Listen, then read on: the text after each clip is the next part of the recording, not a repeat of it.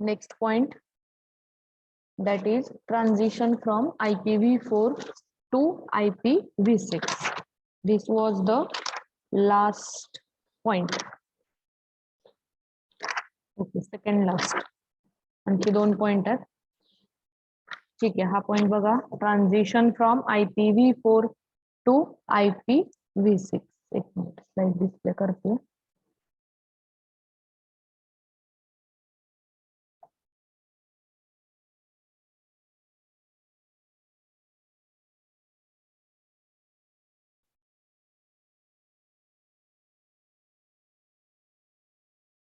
ठीक आहे, त्याच्या अगोदर आपण बघितलं IPv6 ऍड्रेस फॉर्मॅट. तर IPv6 कुठं कुठं आणि कसे कसे वापरतात ते बघितलं.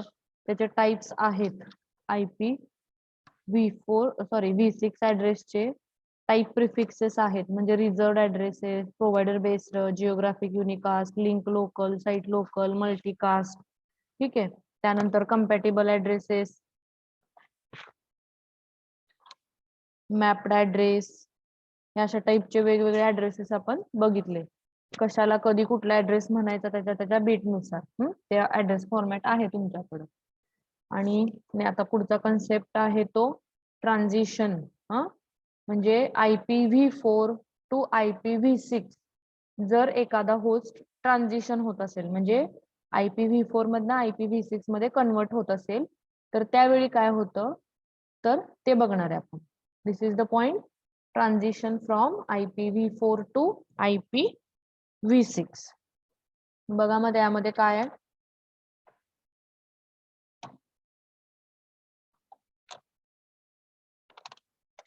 ठीक आहे, बघा. The huge number of systems on the internet. The transition from IPv4 to IPv6 cannot happen suddenly. 1-2 minute.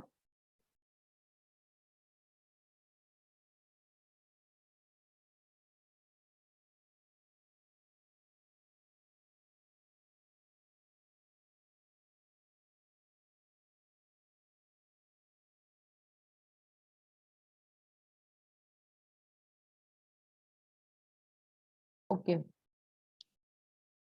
Transition from IPv4 to IPv6 हे काही इझी मध्ये होत नाही, म्हणजे इझिली ते होण्यासारखं नाहीये.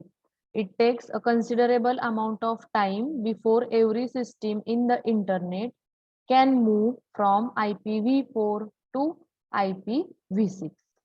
The transition must be smooth to prevent any problems between IPv4 and IPv6 system. There are 3 strategies we have been decided, that is transition strategies. म्हणजे IPv4 to IPv6 ट्रान्झिशन होताना ह्या 3 स्ट्रॅटेजीज आहेत. काय पहिली strategy dual stack tunnelling होतं आणि header translation. ठीक आहे,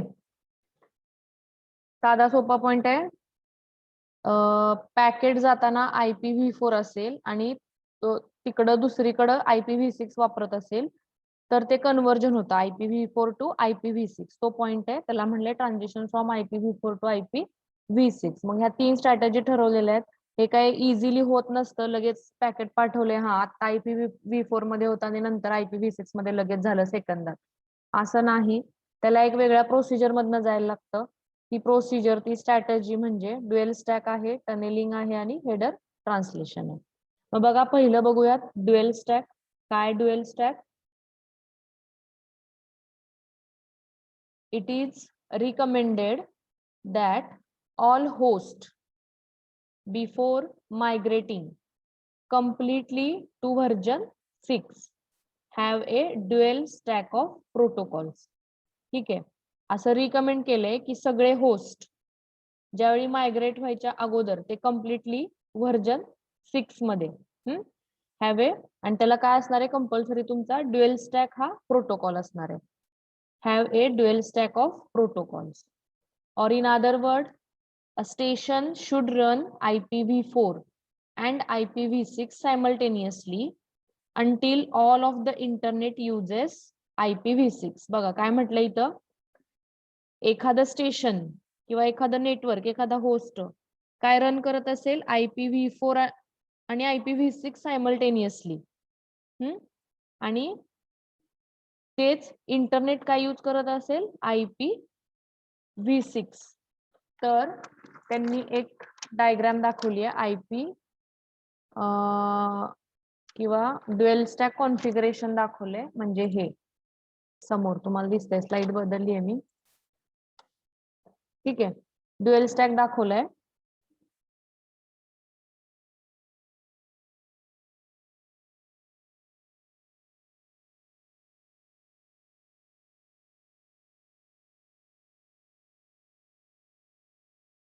ठीक आहे, काय दाखवलंय त्या ड्युअल स्टॅक मध्ये, किंवा तर कसं डिटरमाइन केलं जातं IPv4 आहे IPv6, तर कोणती व्हर्जन आहे, म्हणजे to determine which version to use when sending a packet. Packet send करताना कोणती व्हर्जन नक्की यूज करायची, हे कसं डिटरमाइन केलं जातं, तर the source host queries the DNS. ठीक आहे, सोर्स होस्ट काय करतो, DNS सर्व्हरला क्वेरी टाकतो. काय क्वेरी टाकतो, तर if the DNS returns IPv4 ऍड्रेसेस. जर DNS ने IPv4 रिटर्न केला असेल ऍड्रेस, तर सोर्स होस्टने काय करायला पाहिजे, IPv4 पॅकेटच सेंड करायला पाहिजे.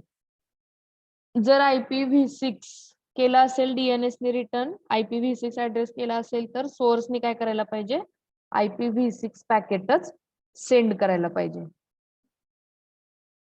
जसे तुम्हाला ड्युअल स्टॅक म्हणजे काय दाखवलंय, लेयर्स दाखवलेत. तुमचा TCP/IP प्रोटोकॉल सूट दाखवलाय.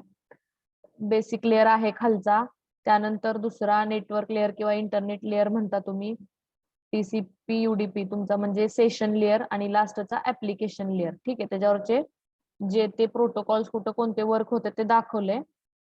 असं म्हटलंय, म्हणजे लास्ट लेयर DNS कुठं असतो प्रोटोकॉल, तर वरच्या ऍप्लिकेशन लेयर वरती असतो. ठीक आहे, तर हे ड्युअल स्टॅक, म्हणजे ड्युअल स्टॅक का म्हटले, तर व्हर्जन V4 आणि V6 हे दोन्ही वापरते. जर DNS server IPv6 address return करत असेल, तर पॅकेट कंपल्सरी IPv6 मधल्या फॉर्मॅटमध्येच पाठवलं पाहिजे. IPv4 रिटर्न करत असेल, तर IPv4च किंवा IPv4 मध्येच पॅकेट पाठवलं पाहिजे. समजते का इथपर्यंत? आपण म्हणतोय ट्रान्झिशन होतंय V4 to V6. कसं होतंय, तर 3 स्ट्रॅटेजीज आहेत. ड्युअल स्टॅक आहे, टनेलिंग आहे, आणि एक्सटेन्शन हेडर आहे. ड्युअल स्टॅक पहिली स्ट्रॅटेजी बघतोय, त्या स्ट्रॅटेजी मध्ये काय सांगितलंय, तुम्ही कसं ओळखणार की पॅकेट सेंड करायचं असेल तर IPv4 च्या फॉर्मॅटमध्ये पाठवायचंय का IPv6 च्या फॉर्मॅटमध्ये वापरायचंय.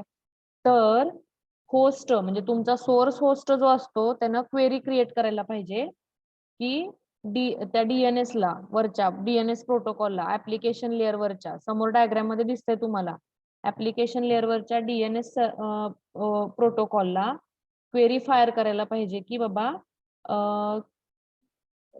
ठीक आहे, क्वेरी फायर केल्यानंतर DNS सर्व्हर त्याला काय रिटर्न करतोय, तर IPv6 ऍड्रेस रिटर्न करत असेल, तर सोर्स होस्टने ऑपऑप समजायला पाहिजे IPv4 ऍड्रेस आलाय, म्हणजे नक्कीच हा DNS सर्व्हर किंवा ऍप्लिकेशन लेअर वरती पॅकेट कुठल्या फॉर्म मध्ये पाठवायचं, तर मला IPv4.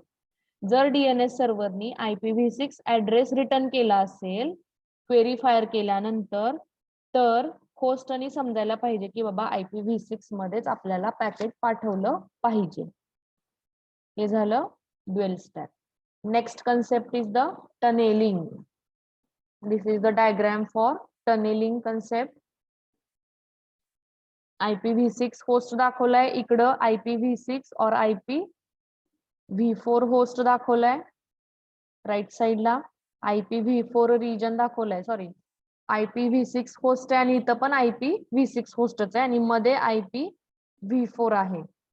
मग कसं टनेलिंग होतंय IPv4 to V6, V6 to V4, हे बघायचं आपल्याला.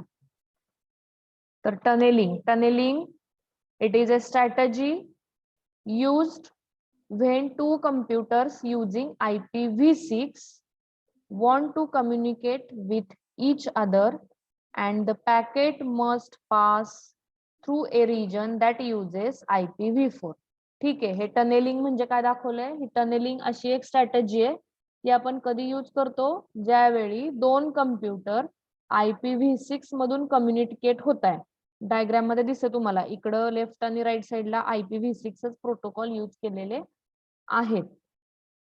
पण मधला जो रिजन आहे, सपोज इंटरनेटचा असेल किंवा मधला जो टनेल आहे तो काय वापरतोय, IPv4 प्रोटोकॉल वापरत असेल तर काय होते बघा, to pass through this region the packet must have an IPv4 address.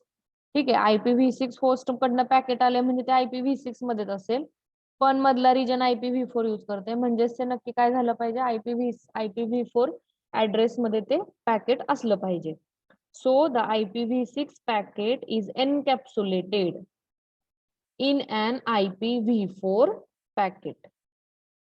When it enters the region and it leaves it leaves its capsule when it exit the region. बघा समोर तुम्हाला diagram मध्ये कन्सेप्ट क्लिअर होतोय. IPv6 header payload आहे, इथं माझा mouse pointer दिसतोय तिथं. हे पॅकेट आलं ट्रॅव्हल होऊन ह्या रिजन मध्ये IPv4 च्या, तर IPv4 ने काय केलं, त्या पॅकेटला एनकॅप्सुलेट केलं, म्हणजे आणखी स्वतःमध्ये IPv4 मध्ये कन्वर्ट केलं, म्हणजे एनकॅप्सुलेशन केलं तर. ठीक आहे, मग हे ह्या रिजन मध्ये असूपर्यंत हे packet IPv4 header, IPv6 header आणि पेलोड हे अशा फॉर्म मध्ये असेल पॅकेट. हा रिजन सोडताना it leaves its capsule when it exit the region. मग काय करतं, हे ती कॅप्सूल जी असते ती काढून टाकतं, एक्झिट करतं, म्हणजे IPv4 हेडर निघून जातात आणि IPv6 हेडर आणि पेलोड परत आहे असं इकडं निघालो, तो रिजन सोडला की. It seems as if the IPv6 packet goes through a tunnel at one end and emerges at the other end. To make it clear that the IPv4 packet is carrying an IPv6 packet as a data. The protocol value is set to 41. Tunneling uses the compatible addresses. ठीक आहे, हे टनेलिंगचा concept का वापरलाय, तर encapsulation डोक्यात ठेवून. म्हणजे हे पॅकेट काय केलं जातं, IPv6 IPv4 मध्ये व्रॅप केलं जातं, म्हणजेच एनकॅप्सुलेट केलं जातं, आणि ते पॅकेट IPv4 आहे असं इथं वापरलं जातं ह्या एवढ्या रिजन पुरतं.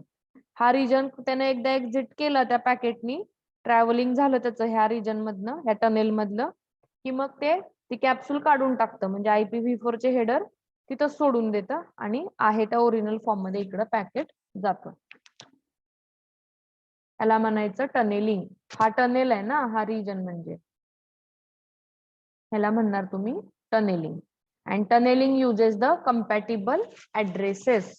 कंपॅटिबल ऍड्रेसेस बघितलेत तुम्ही, त्याचं मिनिंग काय आहे ते. Mapped address, compatible address. Compatible address कधी वापरतो आपण, कीर्ती Jagtap.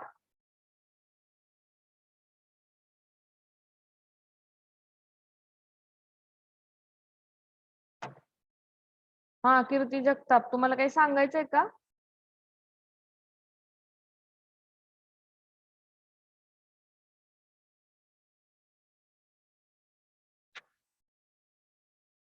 Roll number 60.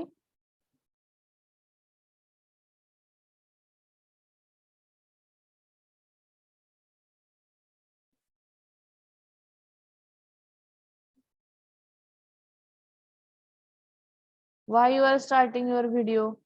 Roll number 60. Hello. हा, काय सांगायचंय का तुम्हाला? नाही मॅम. मग कॅमेरा कशाला ऑन केलाय? अहो मॅम ते मनानेच व्हायला लागलंय तसं. कसं मनाने होते तुम्ही क्लिक केल्याशिवाय? बाकीच्यांचे का होत नाही मनाने? ठीक आहे, कंपॅटिबल ऍड्रेसेस, टनेलिंग कंपॅटिबल ऍड्रेसेस वापरतं.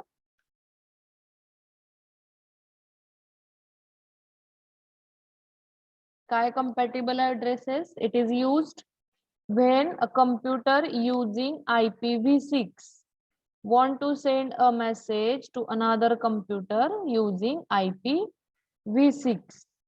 ठीक आहे, एखादा कम्प्युटर IPv6 यूज करत असेल आणि त्याला IPv6 मधूनच तिकडे मेसेज पाठवायचा असेल, पॅकेट पाठवायचं असेल, त्यावेळी आपण हे कम्पॅटेबल ऍड्रेसेस यूज करतो. ठीक आहे, इथं पण IPv6 आहे, इथं पण IPv6 आहे, त्याला पाठवायचंय, पण रिजन यूज करतोय IPv4. रिजन काय करतोय हा IPv4 चा ते पॅकेट एनकॅप्सुलेट करतोय. ह्या रिजन पुरतं ते एनकॅप्सुलेट करतोय, हे रिजन एक्झिट होताना ते एनकॅप्सुलेशन निघून जाते आणि आहे त्या IPv6 मध्ये ते तिकडं बरोबर ट्रान्सफॉर्म होते. This is the tunneling concept. कळालं का रे इथपर्यंत सगळ्यांना?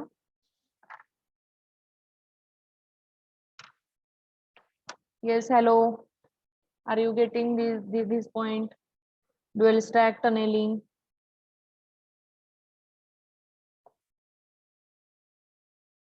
Yes or no?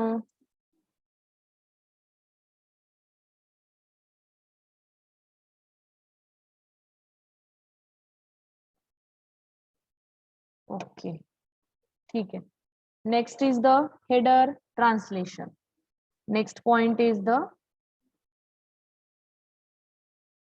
header translation. बघा, नवीन डायग्राम दाखवलेली आहे तुम्हाला. स्लाइड चेंज केली आहे. This figure shows the concept of header translation. So what is the concept of header translation? Header translate करायचे, त्या नावातच आहे. कसे ट्रान्सलेट करायचे तर बघा, header translation is necessary when the majority of the internet has moved to IPv6 but some systems still uses the IPv4. The sender want to use IPv6 but the receiver does not understand IPv6. ठीक आहे, सेंडरला IPv6 मधनं packet send करायचं असेल पण रिसिव्हरला IPv6 काय माहित नाही, त्याला IPv4च माहिती आहे. So tunnelling does not work in this situation. म्हणजे अशा ह्याच्यामध्ये टनेलिंगचा काही उपयोग होत नाही, म्हणून हेडर ट्रान्सलेट करायला लागतात. IPv4 मध्ये कन्वर्ट करायला लागतात. The packet must be in the IPv4 format to be understood by the receiver. In this case the header format must be changed totally through header translation. The header of the IPv6 packet is converted to an IPv4 header. Header translation uses the mapped addresses to translate an IPv6 address to an IPv4 address. बघा इथं दिसतंय तुम्हाला diagram मध्ये काय केलं जातं, header translation केलं जातं. IPv6 पॅकेटच आहे पण त्याला IPv4 हेडर अटॅच केलाय. हा IPv6 रिजन आहे, IPv4 हेडर अटॅच केलेला आहे आणि हा रिजन झाला वापरून की ते पॅकेट काय झालंय, ते हेडर IPv6 चा निघून गेलाय. IPv4 हेडर आणि पेलोड इथं आहे असं राहिले का, तर ह्या होस्टला IPv4च समजते. हे असं नेटवर्क मध्ये होत असतं. ठीक आहे, ज्या त्याप्रमाणे कन्वर्ट करायचं, त्याला जिथं जायचंय ज्या डेस्टिनेशनला तिथं जे समजतंय त्याच्यामध्ये स्वतःला कन्वर्ट करून तिथपर्यंत ते पॅकेट पोहोचत असतं. This is the header translation. Got this?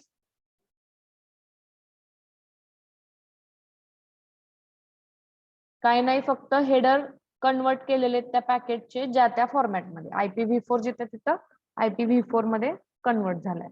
The main aim of the header translation is the header of the IPv6 packet is converted to an IPv4 header. This is the header translation. Next is the IPv6 protocol. ठीक आहे, आपण IPv4 protocol format बघितलं होतं पण IPv6 बघितलं नाही अजून. त्यातले फील्ड माहित नाहीत आपल्याला, ते बघूयात आता आपण. IPv6 चं हेडर फॉर्मॅट किंवा पॅकेट फॉर्मॅट. IPv6 डेटाग्राम असा दिसत असतो. बेस हेडर असतो, त्याला पेलोड असतं. पेलोड फील्ड मध्ये एक्सटेन्शन हेडर्स असतात. ऑप्शनल आहे ते एक्सटेन्शन हेडर, कंपल्सरी यायलाच पाहिजे असं काही नाहीये किंवा एक्सटेन्शन करायलाच पाहिजे असं काही नाहीये. एक्सटेन्शनचा अर्थ काय, वाढवणे. पुढं data packet from upper layer, जे काय असतील ते डेटा पॅकेट. हे झाले त्यातले फील्ड, त्या हेडर मधले हे फील्ड्स आहेत.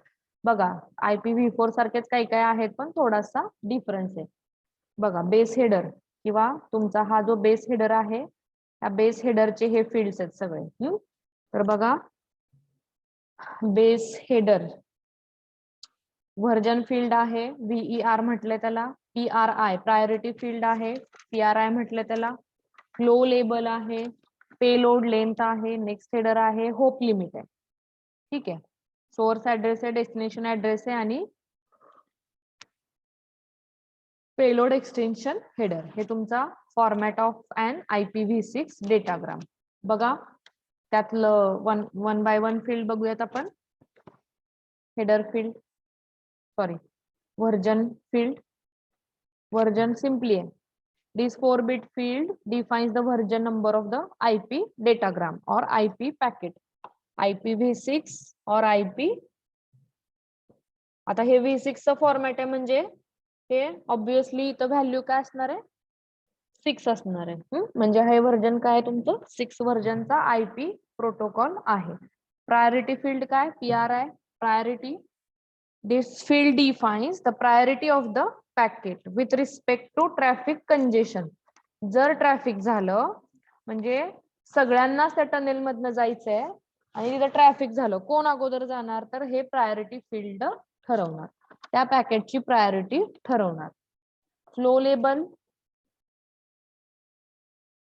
24 बिटचं फील्ड आहे हे. टोटल ह्याला 24 अलोकेट आहे. It is design to provide special handling for a particular flow of data. ठीक आहे, हे स्पेसिफिक पर्पज साठी ठेवलेलं आहे, to handle the flow of data. पुढं payload length.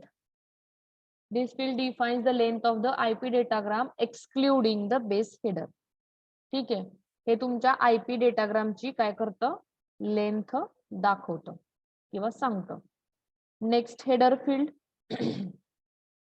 Next header, it is an 8-bit field. Define the header that follows the base header in the datagram.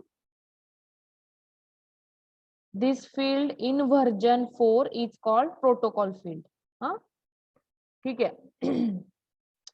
हे next header जे आहे ते व्हर्जन 4 मध्ये जे प्रोटोकॉल फील्ड होतं ना, म्हणजे कोणत्या टाईपचा प्रोटोकॉल आहे ते सांगत होतं, तसं सेम हे इथं फील्ड आहे, फक्त त्याचं नाव आहे next header.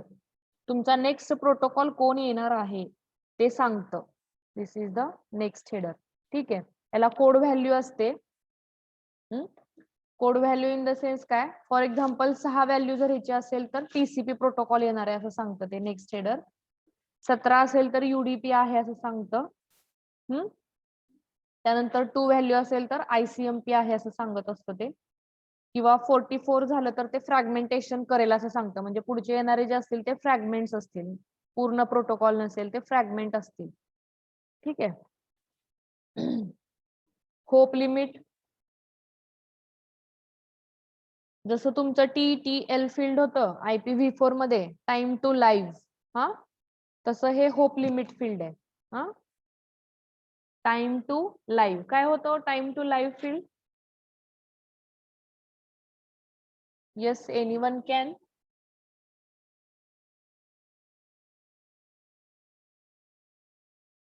Time to live, TTL.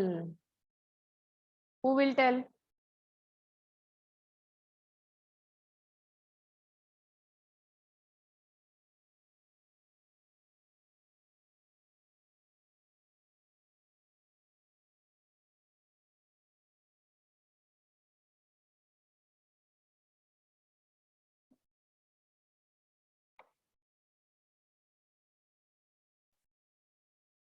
बघा किती अभ्यास करतात ते कळतंय सगळ्यांचं.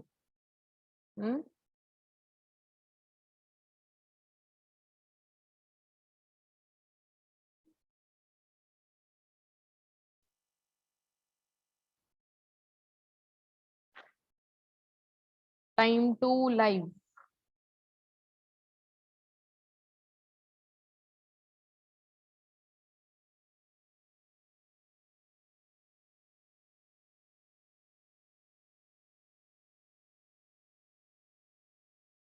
काय सांगितलं होतं इथं मी, जे तुमचं पॅकेट आहे ते पॅकेट किती वेळा त्या नेटवर्क मधून ट्रॅव्हल होणार आहे, किती वेळा ट्रॅव्हल होणार आहे म्हणजे किती वेळा त्या राउटरला भेटतंय. समजा एका राउटरला भेटलं तर त्याची व्हॅल्यू 1 न कमी होते त्या टीटीएल फील्डची. ठीक आहे. परत दुसऱ्या राउटरला भेटलं, परत डिक्रीमेंट झाली 1 नी. म्हणजे नेटवर्क मध्ये जेवढे काही होप्स आहेत, जेवढे काही राउटर्स आहेत, ते त्याच्यामध्ये किती वेळा त्याला येत आहेत मध्ये, किती वेळा ते भेटतायत. That is the hop limit. एखादं पॅकेट सेंड होताना एखादा राउटर समजा आला मध्ये पाथ मध्ये, तर ती त्या राउटरला त्या टेबल मधनं अपडेट करायचा. हा भेटलाय मला अगोदर हा पाथ असं. That is the time to live means hop limit. Source address field is that identifies the original source of the datagram. Destination address, it identifies the final destination of the datagram, and this is the format. Payload extension.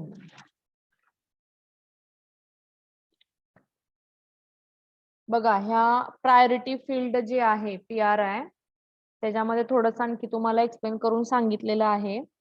Priority म्हणजे काय असतं, तर priority field defines or priority field of the IPv6 packet defines the priority of each packet with respect to other packets from the same source. For example, if one of two consecutive datagram must be discarded due to congestion, दोन एक सलग आलेले जे datagram आहेत ते जर discard केले, का तर कंजेशन मुळे, गर्दीमुळे, the datagram with the lower packet priority will be discarded.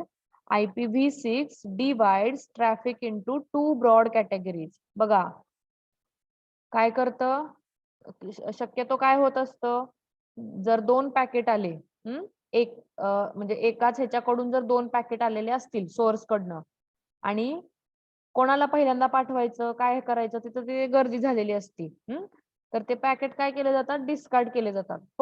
पण IPv6 काय करतं, IPv6 ला असं फीचर आहे की ते ट्रॅफिक डिवाइड करतं. लगेचच ते काही डिस्कार्ड करून टाकत नाही पॅकेट, तर ट्रॅफिकच डिवाइड करतं. म्हणजे जी काही गर्दी झालेली आहे ती डिवाइड करतं दोन कॅटेगरीमध्ये, कंजेशन कंट्रोल्ड आणि नॉन कंजेशन कंट्रोल्ड, अशा दोन कॅटेगरीज मध्ये ते सेग्रिगेट करतं किंवा सॉर्टिंग करतं. मग बघा कंजेशन कंट्रोल्ड म्हणजे काय आणि नॉन कंजेशन कंट्रोल्ड म्हणजे काय.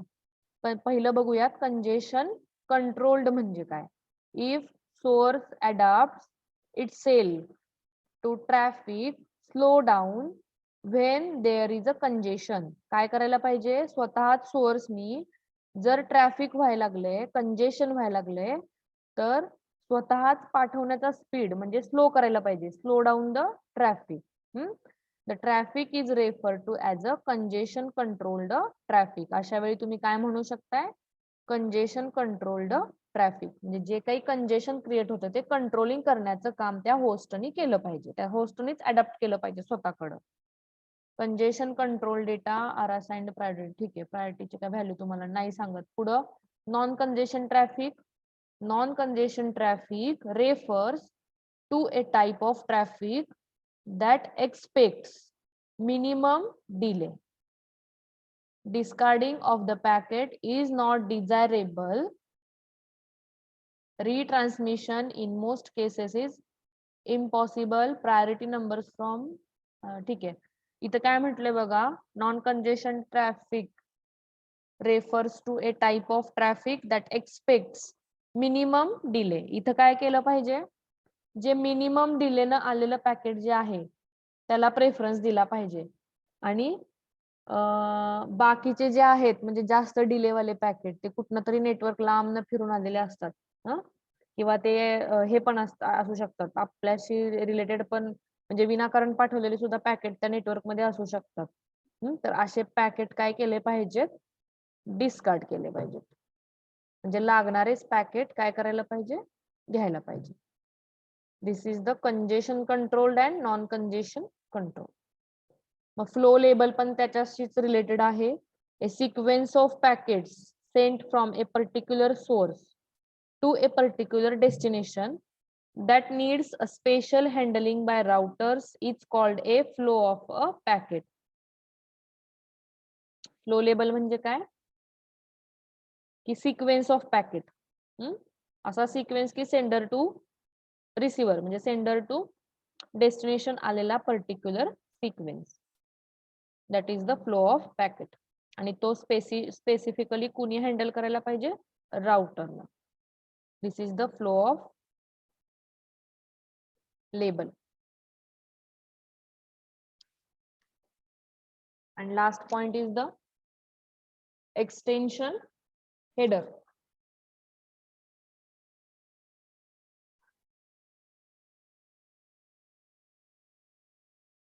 ठीक आहे एक्सटेन्शन हेडर तुम्हाला डायग्राम दाखवते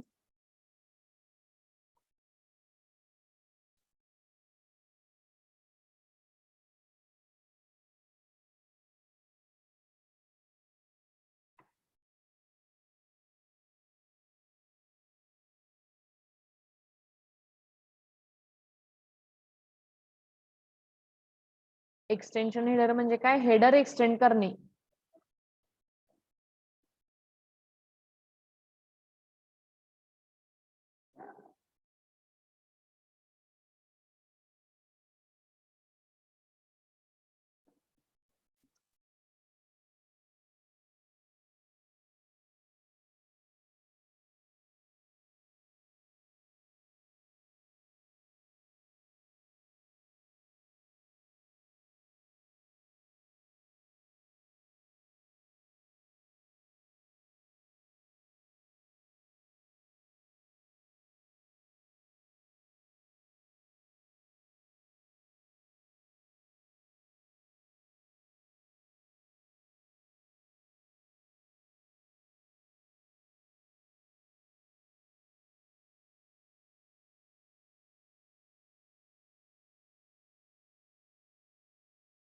ठीक आहे स्क्रीन दिसते का रे काय दिसतंय स्क्रीन वरती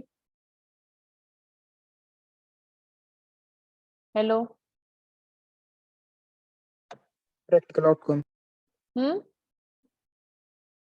Practical outcomes. ते दिसतंय चॅप्टर 2 च्या नोट्स नाही दिसत आहे नाही. एक मिनिट हा आता दिसेल हा आता दिसतंय हो. ठीक आहे हे बघा हा जो आहे किंवा ही जी डायग्राम दाखवली आहे एक्सटेन्शन हेडर फॉर्मॅट दाखवले काय आहे ही डायग्राम तर तुमचा आहे तो प्रोटोकॉल ठीक आहे version priority length sorry priority flow label payload length next header hope limit source address आणि डेस्टिनेशन ऍड्रेस आणि मी मगाशी बघितलं होतं स्लाइड मध्ये एक्सटेन्शन हेडरचं फील्ड होतं बघा इथं एक मिनिट तुम्हाला ठीक आहे स्लाइड दिसते का नोट्सच दिसत आहेत Notes. बरं एक मिनिट आता दिसत असतील स्लाइड बघा फॉर्मॅट दाखवलंय IPv6 डेटाग्रामचं ही इथं आहे हे पेलोड एक्सटेन्शन हेडर हे इथं हेडर एक्सटेंड करायचं म्हणजे काय करायचं तर बघा हे बघा इथं version priority flow label payload length next header इथं नेक्स्ट हेडरला काय करायचं हे पुढे नेक्स्ट हेडर अटॅच करत जायचं म्हणजे काय करायचं एक्सटेन्शन करायचं ते हेडर फॉर्मॅट हे इथं दिसतंय डायग्राम मध्ये next header next header next header इन्फिनिटीला केले हे झालं तुमचं एक्सटेन्शन हेडर म्हणजे तुम्ही IPv6 ला पुढे एक्सटेंड करू शकता त्याचा अर्थ असा कशासाठी एक्सटेंड करायचा to give more functionality to the IP datagram आणखी जास्त फंक्शनॅलिटी जर पाहिजे असेल आपल्याला तर आपण ते एक्सटेंड करू शकतो त्या नेक्स्ट हेडर फील्डला पुढं नेक्स्ट हेडर अटॅच करायचे that is the extension headers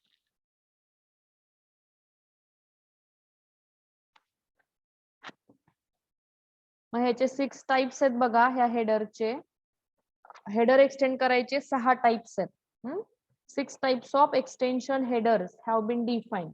कोणते कोणते 6 टाइप्स आहेत? तर hop by hop option, source routing, fragmentation, authentication, encrypted security, then destination option. हे एक्सटेन्शन हेडरचे टाइप्स आहेत. म्हणजे काय? होप बाय होप म्हणजे काय? Hop by hop option, it is used when the source needs to pass information to all routers visited by the datagram. सोर्सला काय काय गरजेचं आहे की इन्फॉर्मेशन पास करायची. कोणाकोणाला? त्या डेटाग्रामला जेवढे कोणी राउटर व्हिजिट झालेले आहेत नेटवर्कला, त्या सगळ्या राउटरला ती इन्फॉर्मेशन पास करायची. होप बाय होप, प्रत्येक होपला. That is the hop by hop option. Next is the source routing. The source routing extension header. हे जसं तुम्ही ऑप्शन बघितले होते का IPv4 मध्ये ऑप्शन, सेम हे ऑप्शन सारखं आहे, फक्त ह्याला एक्सटेन्शन हेडर म्हणून नाव दिलं. हे सोर्स राउटिंग. सोर्स राउटिंग काय? ह्याच्यामध्ये 2 टाइप सांगितलेत परत, स्ट्रिक्ट सोर्स राउट आणि लूज सोर्स राउट. हे माहिती सगळ्यांना, स्ट्रिक्ट आणि लूज सोर्स. स्ट्रिक्ट म्हणजे काय? जो पाथ डिफाईन करून दिलाय त्याच पाथ मधनं जायचं. लूज म्हणजे काय? जो दिलाय त्यातनच जायचं, पण त्याला समजा नाहीच मिळाला की बाबा, or it also uses the to record the set of router packet must visit. जेवढे काही नेटवर्क मध्ये पॅकेट आहे ते पण ते काय करतं? पाथ त्याचे रेकॉर्ड करतं. दिस इज द लूज सोर्स राउट. असे 2 राउटिंग सोर्स राउटिंग मध्ये दाखवलेले. स्ट्रिक्ट सोर्स म्हणजे काय? सोर्सनी त्याला स्ट्रिक्टली सांगितलंय ह्याच पाथ मधून जायला पाहिजे, प्री डिटरमाइन केलाय तो पाथ, त्यातनच जातं ते पॅकेट किंवा ती इन्फॉर्मेशन. लूज सोर्स म्हणजे काय? ज्यातनं दिलाय त्यातनं तर जाणारच आहे, पण समजा तिथं काही प्रॉब्लेम असेल तर दुसऱ्या वेनं दुसऱ्या राऊटनं गेलं तरी चालतंय. That is the loose source routing.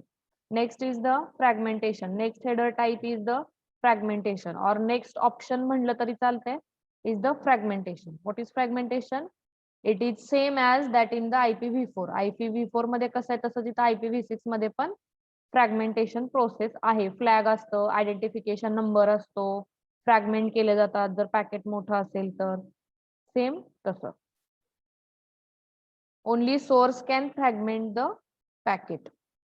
इथं सोर्स फक्त फ्रॅगमेंट करत असता, fragmentation procedure. Authentication, extension header authentication. It is a security purpose. It has a dual purpose, means it validates the message and it ensures the integrity of data. हे validate करतं message, म्हणजे sender तोच आहे का, आणि ensure करतं की data integrity maintain झाली का, म्हणजे डेटा मॉडिफिकेशन झालंय का. दिस इज द ऑथेंटिकेशन हेडर और authentication extension header. Next is the encrypted security payload. Encrypted security payload means it is an extension that provides confidentiality and guards against eavesdropping. म्हणजे तुमचा data जेवढा secure करता येईल तेवढा हे सिक्युअर करते, म्हणजे इनक्रिप्ट करते, म्हणजे डेटा कॉन्फिडेन्शियल ठेवते, हाईड करून ठेवते डेटा. ठीक आहे. And last is the destination option. It is used when the source needs to pass information to the destination only. एखाद्या सोर्सला फक्त डेस्टिनेशनला जर इन्फॉर्मेशन पास करायची असेल तर त्यावेळी हे डेस्टिनेशन ऑप्शन यूज होतो. Here or in this case, in destination option, intermediate routers are not permitted to access the information. फक्त ते सोर्स आणि डायरेक्ट डेस्टिनेशन मध्येच ते अलाउड आहे. हे झाले तुमचे ऑप्शन किंवा IPv6 च्या लँग्वेज मध्ये हे एक्सटेन्शन हेडर्स आहेत 6. ठीक आहे. This is the end of your chapter.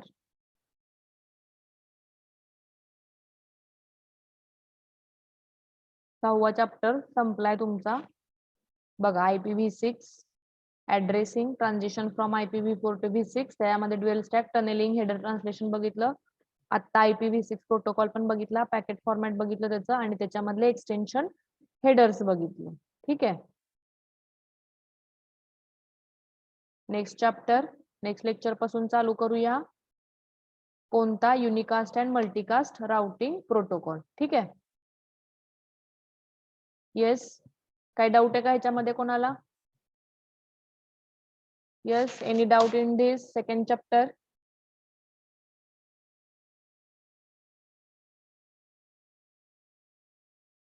याच्यामध्ये महत्वाचं पॅकेट फॉर्मॅट आहे IPv6 प्रोटोकॉल फॉर्मॅट आणि तुमचं transition from IPv4 to V6. हे 2 पॉइंट तर ह्याच्यामध्ये महत्वाचे आहेत. आणि ह्याच्यामध्ये IPv6 चे ऍडव्हान्टेजेस एक महत्वाचे आहे. अरे समजलंय का नाही हे?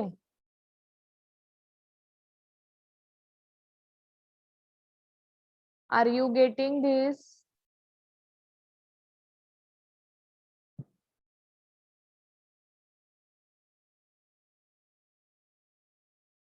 ठीक आहे. बर, आता तिसऱ्या चॅप्टरचा सिलेबस लिहून ठेवा. किती वाजलेत आता?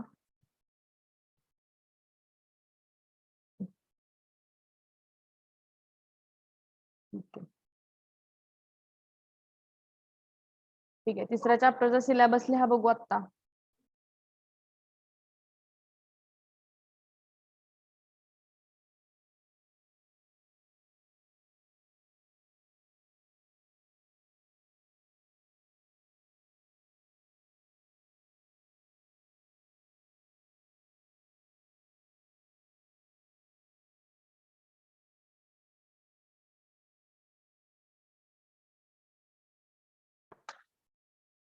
ठीक आहे, तिसऱ्या चॅप्टरचा सिलेबस लिहिताय तुम्ही नंतर.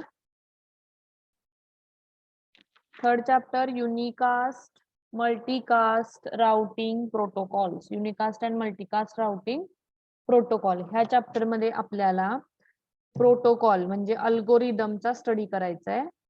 एखादं पॅकेट सेंड होताना कोणते कोणते अल्गोरिदम, कोणते कोणते राउटिंग अल्गोरिदम, आपण म्हणतो ना मिनिमम पाथ आहे, हा कन्व्हिनियंट पाथ आहे, ठरवून दिलेला पाथ आहे. तर मग तो पाथ कसा डिफाईन केला जातो? तर त्याचं राउटिंग करतात म्हणजे ठरवून दिला जातो पाथ, इथून इकडे जायचंय. मग ते ठरवून देण्याला पण वेगवेगळं लॉजिक आहे, वेगवेगळे अल्गोरिदम आहेत. ठीक आहे, वेगवेगळे प्रोटोकॉल आहेत. ते प्रोटोकॉल आपण बघणार आहे. राउटिंग अल्गोरिदम कोणते कोणते आहेत, त्यातले युनिकास्ट राउटिंग अल्गोरिदम म्हणजे प्रोटोकॉल कोणते आहेत ते आपल्याला बघायचं आहे. मल्टीकास्टिंग कशासाठी मल्टीकास्टिंग करताना कोणते प्रोटोकॉल वापरतात, युनिकास्टिंग करताना कोणते प्रोटोकॉल वापरतात. ठीक आहे, राउटिंग कसं केलं जातं, शॉर्टेस्ट पाथ कसा काढला जातो, हे अल्गोरिदम आपल्याला स्टडी करायचे ह्या थर्ड चॅप्टर मध्ये. ठीक आहे, थोडासा मोठा आहे हा चॅप्टर पण सोपा आहे. ठीक आहे, वाटताना पॉइंट फार मोठे वाटतायत. बघा, त्याच्यामध्ये आपल्याला इंट्रोडक्शन बघायचं आहे. ऑलरेडी तुम्हाला युनिकास्ट मल्टीकास्ट माहिती आहे, ब्रॉडकास्ट एनीकास्ट. त्यानंतर आहे इंट्रोडक्शन मध्ये इंटरडोमेन आणि इंटरडोमेन राउटिंग. सेकंड पॉइंट आहे त्याच्यामध्ये राउटिंग अल्गोरिदम. त्याच्यामध्ये बघायचं आपल्याला distance vector routing, Bellman Ford algorithm बघायचं आहे, लिंक स्टेट राउटिंग प्रोटोकॉल बघायचा आहे, पाथ वेक्टर राउटिंग बघायचं आहे. त्यानंतर युनिकास्ट राउटिंग प्रोटोकॉल कोणते कोणते, तर ह्याच्यामध्ये आपल्याला इंटरनेट स्ट्रक्चर स्टडी करायचं आहे, राउटिंग इन्फॉर्मेशन प्रोटोकॉल बघायचं आहे, ओपन शॉर्टेस्ट पाथ फर्स्ट बघायचं आहे, बॉर्डर गेटवे व्हर्जन बघायचं आपल्याला, 4 BGP, OSPF, RIP, BGP ह्या अशा टाईपचे प्रोटोकॉल इथं स्टडी करायचे. त्यानंतर इंट्राडोमेन मल्टीकास्टिंग म्हणजे काय, इंटरडोमेन म्हणजे काय, मल्टीकास्टिंग प्रोटोकॉल कोणते आहेत, मल्टीकास्ट डिस्टन्स वेक्टर राउटिंग म्हणजे काय, मल्टीकास्ट लिंक स्टेट म्हणजे काय, MOSPF म्हटलं त्याला, प्रोटोकॉल इंडिपेंडंट मल्टीकास्ट म्हणजे काय. हे झालं तुमचा तिसरा चॅप्टर. ठीक आहे, युनिट टेस्टला पहिले 3 चॅप्टर असतील. ओके, 27, 28, 29 असे 3 दिवस युनिट टेस्ट असेल. टाइम टेबल लवकरच देण्यात येईल, डिस्प्ले करण्यात येईल. ठीक आहे, लिहून ठेवा याचा हे सिलेबस थर्ड चॅप्टरचा. आणि मग बघूयात परत पुढच्या लेक्चरला. आता मला वाटतंय उद्या आहे का लेक्चर आपलं? उद्या ठीक आहे, असेल नसेल तरी पण मी घेते लेक्चर. उद्या प्रॅक्टिकल सेशन असते ना आपलं. ठीक आहे, प्रॅक्टिकलच्या ऐवजी मी लेक्चरच घेईन उद्या. आता इथून पुढे कोणी अब्सेंट राहू नका. ठीक आहे. हा खूप महत्वाचा चॅप्टर आहे. हा चॅप्टर समजला तर एसीएन समजते ना, तर काय समजत नाही बघा. ओके.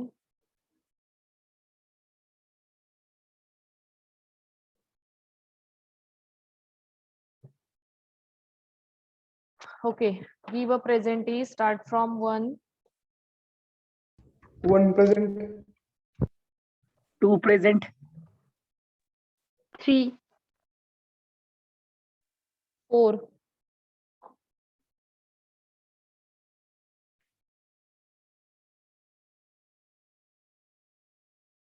5. 6, 7, एक मिनिट, रोल नंबर 5 absent आहे का? Okay, next. 8, 9, 10, 11, 12, 13, 14, next 15,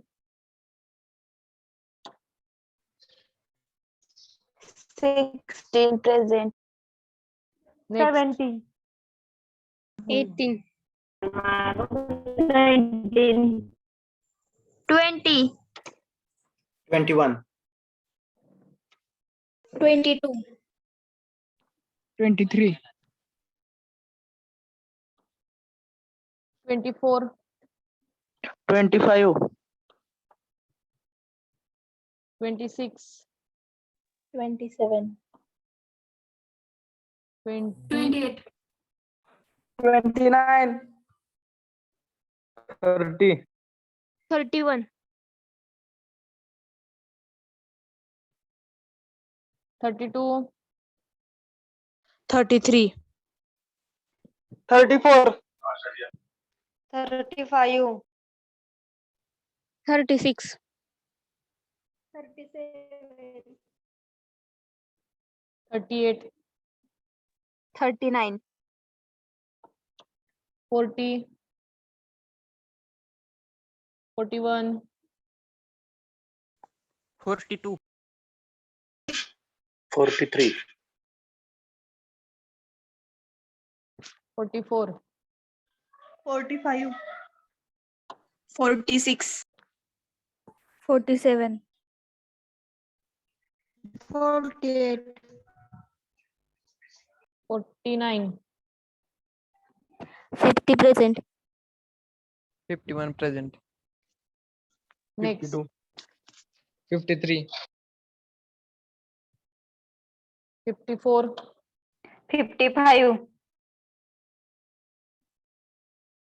56, 57, 58, 59,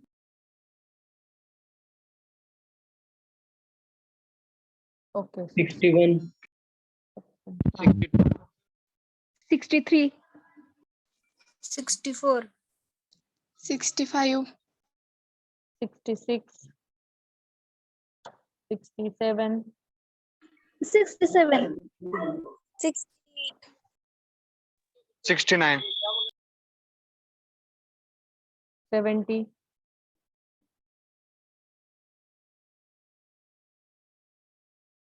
next 72, 71, 73 is present. okay, fine. 72, hello ma'am बोला. मॅम रोल नंबर 5 प्रेझेंट आहे, माहीतच नाही झालं. Sorry.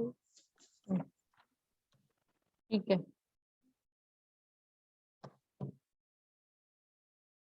You can leave now.